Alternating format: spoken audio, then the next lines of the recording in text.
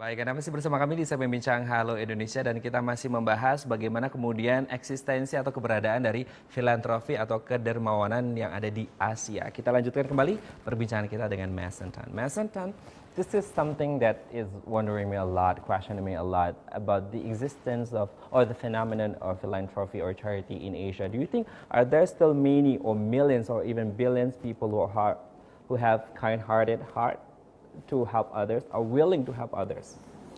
Well, I must confess that the impact investment is still a very relatively new in Asia. It has been around for more than a decade in Europe and in US.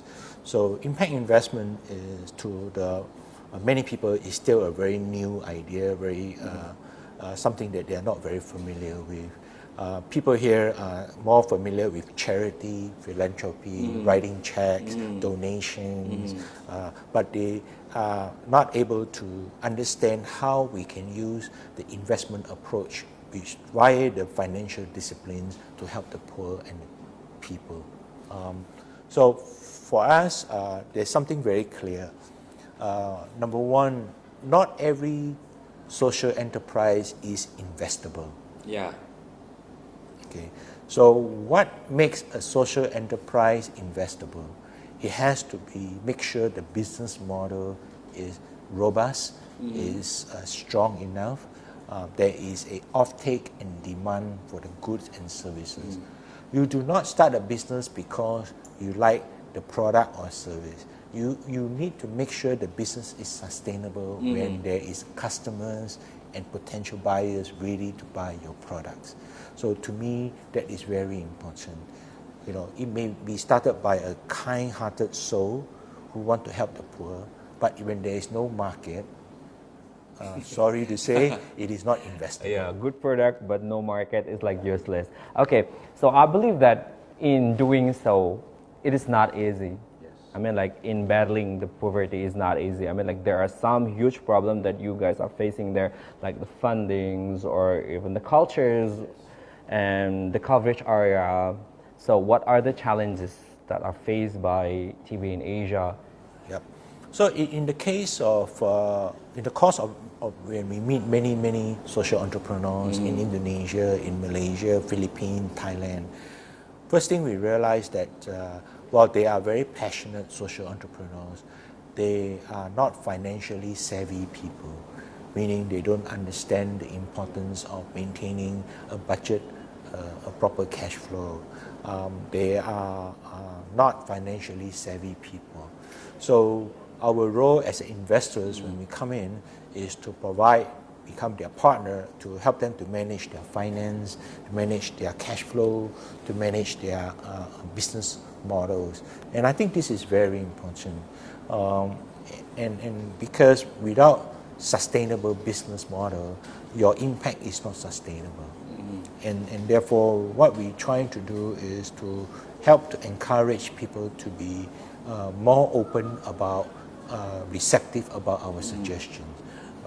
We want to help every social entrepreneur to be successful, not just in their own term, but to their employees, to their communities, and also to their nation.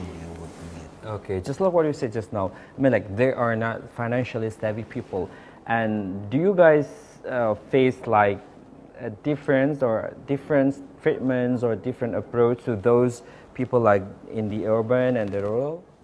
Yes, we do.